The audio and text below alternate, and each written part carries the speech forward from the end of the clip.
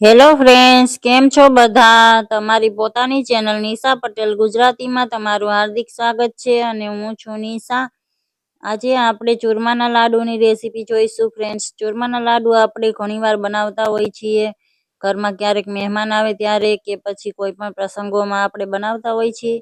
પણ ક્યારેક ક્યારેક લાડુ આપણા કડક થઈ જાય છે. તો એકદમ સોફ્ટ અને દાણેદાર લાડુ કેવી રીતે બનાવવા તે પ્રોપર મેજરમેન્ટ સાથે આ રેસીપી શેર કરી છે મેં ફ્રેન્ડ્સ. તો લાસ્ટ સુધી જરૂરથી જોઈજો. તો આ મેઝરિંગ કપથી મેં 2 કપ ભાખરીનો લોટ જે આપણે વાપરીએ છીએ એ કરકરો લોટ લીધો છે ઘઉંનો, અને એ જ કપથી હાફ કપ મેં બેસન લીધો છે. મેઝરિંગ કપનો જે હાફ કપ આવે છે તેનાથી મેં બેસન લીધો છે. તમે ઘરની કોઈ પણ વાટકીને સેટ કરી શકો છો. હવે આ બંને લોટને આપણે આ રીતે સારી રીતે મિક્સ કરી લેશું. આપણે આમાં મોણ એડ કરવાનું છે, તો ડાયરેક્ટ આપણે બેસનની ઉપર મોણ એડ કરીએ તો એની ગાંઠો પડી જાય છે, એટલે આપણે 2 લોટને આ રીતે મિક્સ કરી દેશું. અને હવે મેં મોણ માટે ઘી એડ કર્યું છે ફ્રેન્ડ્સ. 1/4 કપ મેં ઘી લીધું હતું, મેલ્ટ કરીને લીધું છે ઘી. તમે ઘીની જગ્યાએ તેલનું મોણ પણ દઈ શકો છો. સારી રીતે આ રીતે મસળીને આપણે મિક્સ કરી લેશું. આ રીતનું મોણ થવું જોઈએ ફ્રેન્ડ્સ, આનાથી ઓછું મોણ એડ નથી કરવાનું. હવે આ નવશેકું ગરમ પાણી લીધું છે મેં, 1 કપ પાણી લીધું છે. થોડું થોડું એડ કરીને આપણે લોટ બાંધીશું. લોટ આપણે સોફ્ટ નથી કરી દેવાનો, એને આપણે હાર્ડ જ રાખવાનો છે. એટલે પાણી થોડું થોડું કરીને જ એડ કરશું ફ્રેન્ડ્સ. પાણી આપણે નોર્મલ રૂમ ટેમ્પરેચરનું નહીં લઈએ, થોડું અમથું એવું ગરમ કરીને લેશું, જેનાથી આના મુઠિયા આપણે જે તળશું તે એકદમ સોફ્ટ ક્રિસ્પી બને છે ફ્રેન્ડ્સ. આ રીતનો હાર્ડ લોટ બાંધીને મેં તૈયાર કરી લીધો છે, તમે જોઈ શકો છો. આટલો લોટ બાંધવા માટે અડધા કપ પાણીની જરૂર પડી હતી. હવે આપણે આના આ રીતે મુઠિયા વાળી લેશું. ફ્રેન્ડ્સ, તમે મારી ચેનલને હજુ સુધી સબસ્ક્રાઈબ નથી કરી તો પ્લીઝ ચેનલને સબસ્ક્રાઈબ જરૂરથી કરી દો અને બેલ આઇકનને પ્રેસ કરી દો, જેથી કરીને મારી નવી વિડીયોની નોટિફિકેશન તમને મળતી રહે. તો આ રીતે મેં બધા મુઠિયા વાળી લીધા છે અને હવે તેલ ગરમ કરવા રાખી દીધું હતું. એમાં થોડો લોટનો ટુકડો એડ કરીને આપણે ચેક કરી લેશું. તો આ રીતનું આપણે ઓછું ગરમ તેલ જ કરવાનું છે ફ્રેન્ડ્સ. એકદમ હાઈ ફ્લેમ પર આપણે મુઠિયાને તળવાના નથી. હવે મુઠિયામાં આ રીતે ફોર્કથી મેં હોલ કરી દીધા છે. તમે કોઈ પણ ટૂથપીકથી કે ચાકુ ચમચીની હેલ્પથી હોલ કરી શકો છો, જેથી કરીને મુઠિયા આપણા અંદર સુધી શેકાઈ જાય સારી રીતે. હવે આ તેલ ગરમ કરવા રાખ્યું હતું, એમાં આપણે એકવારમાં જેટલા મુઠિયા આવે એટલા એક એક કરીને એડ કરી દેશું. અને આ રીતે અલટ પલટ કરીને આપણે એને ફ્રાય કરીશું. લો ફ્લેમ પર જ આપણે મુઠિયાને ફ્રાય કરવાના છે ફ્રેન્ડ્સ. હાઈ ફ્લેમ રાખીશું તો મુઠિયા ઉપરથી એકદમ ડાર્ક કલરના થઈ જશે અને અંદરથી કાચા રહી જશે. હવે મુઠિયા આપણા તળાઈ ગયા છે કે નહીં એ કઈ રીતે જોશું ફ્રેન્ડ્સ? તો આ તેલમાં બબલ બનવાના ઓછા થઈ જશે અને મુઠિયામાં ક્રેક આવવા લાગશે, મુઠિયા ફાટવા લાગશે, ત્યારે તમે સમજી શકો છો કે મુઠિયા આપણા ફ્રાય થઈ ગયા છે. અને લો ફ્લેમ પર તળવામાં એક બેચને 7 થી 8 મિનિટનો ટાઈમ લાગ્યો હતો ફ્રેન્ડ્સ. તો આ રીતે મુઠિયાને તેલમાંથી કાઢી લીધા છે અને એ જ રીતે બીજો બેચ પણ મેં તળી લીધો હતો. શરૂઆતમાં આપણે મુઠિયાને એડ કરીએ છીએ ત્યારે વધારે બબલ્સ થાય છે, પછી જેમ જેમ શેકાઈ જશે તેમ બબલ્સ ઓછા બનશે. હવે મુઠિયા થોડા ઠંડા થઈ ગયા પછી આ રીતે ટુકડા કરી લીધા છે મેં, અને આ એક મિક્સરનું જાર લીધું છે, એમાં આપણે એડ કરી દઈશું. આપણે આનો પાવડર કરવાનો છે.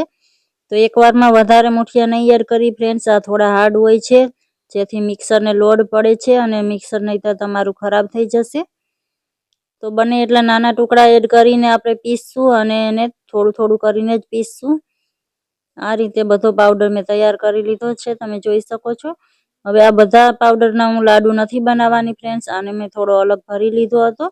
તમે પણ આ રીતે કરી શકો છો. આ રીતે લાડવાનું પ્રીમિક્સ બનીને તૈયાર થઈ જાય છે ફ્રેન્ડ્સ.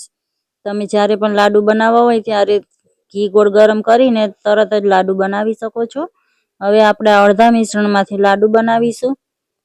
તો આ અંદાજે 1.5 થી 2 કપ જેટલું આપણું મિશ્રણ છે. તો એના માટે મેં અડધો કપ ગોળ લીધો છે. આ મેં દેશી ગોળ લીધો છે અને એટલો જ પ્રમાણમાં આપણે આમાં ઘી એડ કરીશું. ફ્રેન્ડ્સ, લાડુ બનાવવા માટે સૌથી વધારે ઇમ્પોર્ટન્ટ સ્ટેપ આ જ છે, ઘી અને ગોળને કઈ રીતે કૂક કરવો. તો આ મેં અડધો કપ ઘી લીધું છે અને હવે ગેસની ફ્લેમને ઓન કરી દીધી છે. લો ફ્લેમ પર આપણે ગોળને પકાવવાનો છે ફ્રેન્ડ્સ. હાઈ ફ્લેમ એકદમ નહીં કરીએ, નહીં તો ગોળ દાજી જશે અને ગોળ વધારે આકરો જેને કહેવાય છે એ રીતે આકરો થઈ જશે, એટલે કે ઓવરકુક થઈ જશે. જેવો આપણે ચીકી કે મમરાના લાડુ વગેરે માટે બનાવીએ છીએ એવો એકદમ જ નથી કરવાનો ગોળને આપણે. બસ ખાલી આ રીતે મેલ્ટ કરવાનો છે ઘી સાથે. તમે જોઈ શકો છો સારી રીતે ગોળ આપણો ઓગળી ગયો છે.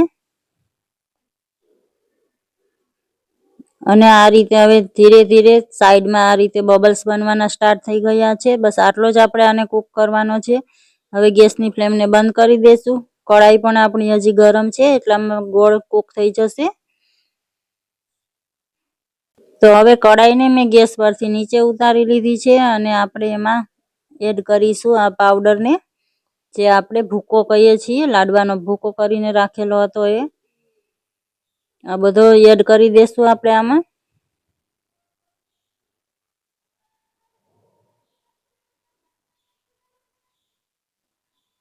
અને હવે મેં થોડા ડ્રાયફ્રૂટ્સ લીધા છે. ડ્રાયફ્રૂટ્સમાં મેં કાજુ અને બદામ લીધા છે. તમે આમાં કિસમિસ પણ એડ કરી શકો છો ફ્રેન્ડ્સ.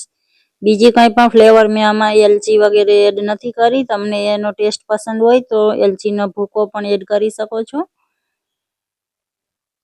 હવે બધું સારી રીતે મિક્સ કરી દેશું. આટલું મેઝરમેન્ટ એકદમ પ્રોપર રહે છે ફ્રેન્ડ્સ, પણ ક્યારેક ગોળ ઓછો લાગે તો તમે એમાં દળેલી ખાંડ એડ કરી શકો છો. હવે આ મેં ખસખસના બીજ લીધા છે અને આ રીતનું લાડુ બનાવવાનું મોલ્ડ લીધું છે. તમારી પાસે આ મોલ્ડ ના હોય તો મિશ્રણ થોડું ઠંડુ થાય પછી હાથેથી પણ ગોળ ગોળ લાડુ બનાવી શકો છો.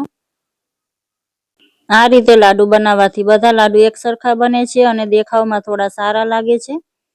જેથી મેં આ રીતે મોલ્ડમાં બધું આ રીતે મિશ્રણ ભરીને પ્રેસ કરતા જઈશું અને આ રીતે મેં લાડુ બાંધ્યા હતા.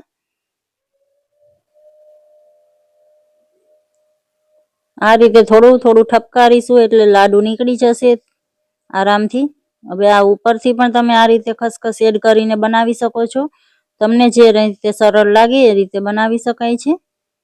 તો આ આપણા લાડુ બનીને તૈયાર છે. એટલા મિશ્રણમાંથી 7 થી 8 લાડુ બન્યા હતા ફ્રેન્ડ્સ. તો ફ્રેન્ડ્સ, તમને મારો આ ચૂરમાના લાડુનો વિડીયો કેવો લાગ્યો ફ્રેન્ડ્સ? તમને આ રેસીપી સારી લાગી હોય તો લાઈક કરી દો. તમારા ફેમિલી અને ફ્રેન્ડ્સ સાથે શેર જરૂરથી કરજો અને કમેન્ટ કરીને જરૂરથી જણાવજો.